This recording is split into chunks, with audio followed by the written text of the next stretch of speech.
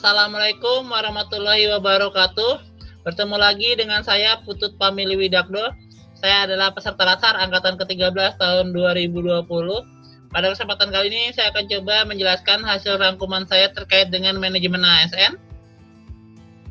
Manajemen ASN adalah pengelolaan pegawai negeri sipil untuk menghasilkan pegawai negeri sipil yang profesional, memiliki nilai dasar, etika profesi, bebas dari intervensi politik, bersih dari praktek korupsi, kolusi, dan nepotisme. Itu berdasarkan Peraturan Pemerintah Nomor 11 Tahun 2017. Berdasarkan jenisnya, pegawai ASN itu ada dua, yaitu pegawai negeri sipil, dan yang satu lagi pegawai pemerintah dengan perjanjian kerja atau P3K. Reformasi manajemen ASN ini dapat dijelaskan pada gambar berikut, yaitu pertama, sebelum ada UU ASN, itu rumit dan membutuhkan waktu lama terkait dengan penetapan kebutuhan.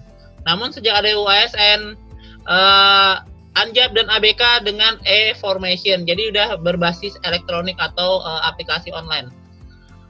Lalu sebelumnya untuk pengadaan tidak transparan, membutuhkan waktu yang biaya besar. Lalu dengan adanya UU ASN muncul sistem registrasi online, lalu adanya seleksi menggunakan CAT. Jadi pada saat zaman saya juga sudah menggunakan CAT itu, dan saya rasa sangat baik sekali ya. Jadi benar-benar integritas dan akuntabilitas sangat terjaga.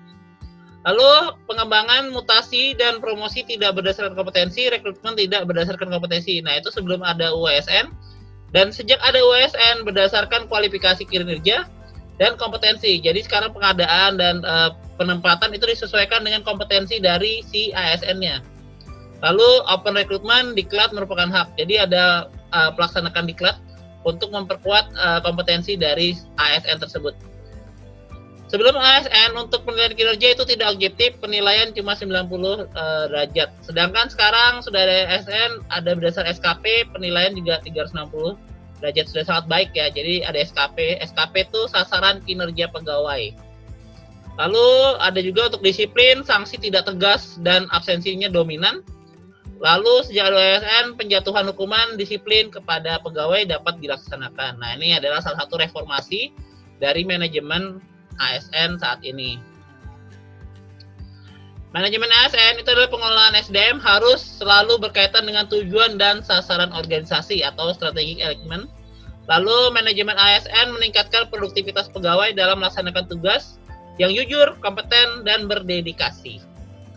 Sebuah sistem yang efisien, efektif, dan adil, transparan, dan bebas dari kepentingan politik, individu dan kelompok tertentu. Kondisi ini memberikan lingkungan yang kondusif bagi ASN untuk bekerja dan berkinerja karena merasa dihargai dan juga diperhatikan oleh organisasi tersebut. Peningkatan kualitas ASN akan mendukung upaya peningkatan kualitas pelayanan publik yang ada. Jadi sini manajemen ASN itu sangat penting ya, karena membantu ASN tersebut untuk berkembang, untuk melaksanakan tugasnya dengan baik.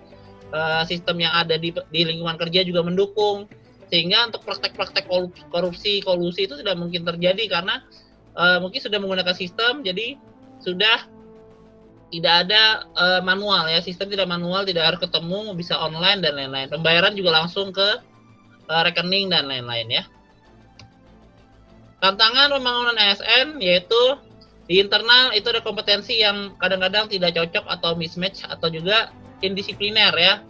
Indisipliner sini tidak disiplin. Kadang-kadang banyak sekali kan tanggapan pemerintah bahwa ASN atau PNS tuh banyak yang tidak disiplin. Wah, banyak nggak sesuai kompetensi, skillnya nggak ada gitu. Nah, itu yang kita rubah. Daya saing regional ke global sangat rendah, tuntutan publik yang sangat tinggi. Jadi program strategisnya seperti apa? Yaitu ada perencanaan, rekrutmen dan seleksi, pengembangan kapasitas, reformasi kesejahteraan.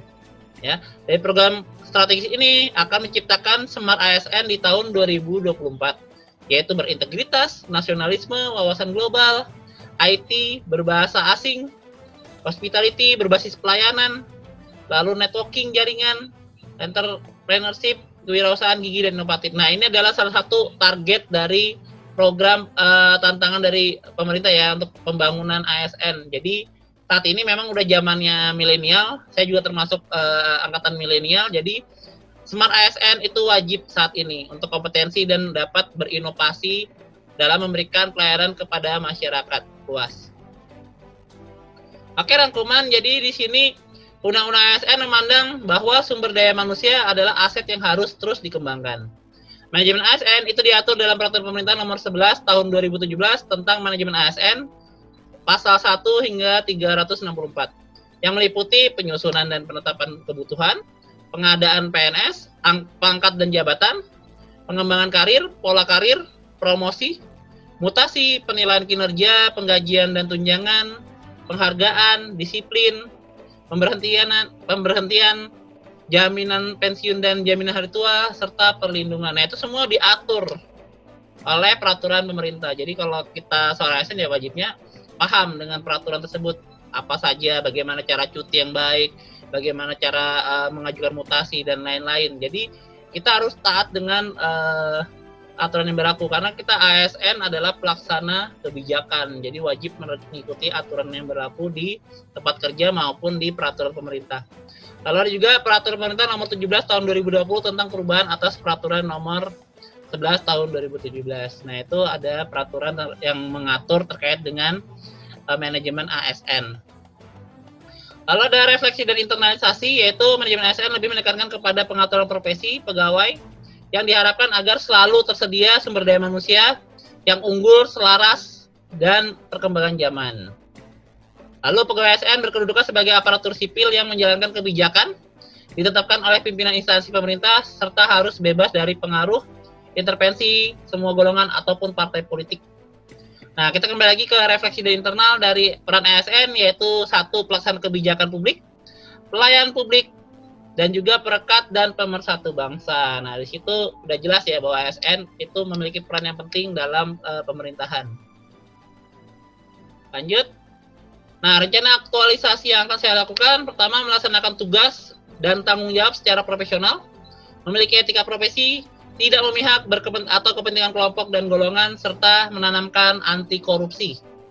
Lalu melaksanakan dan mematuhi peraturan pemerintah terkait dengan manajemen ASN. Lalu melaksanakan dan mematuhi peraturan yang berlaku di Universitas Mula Warman terkait dengan manajemen ASN.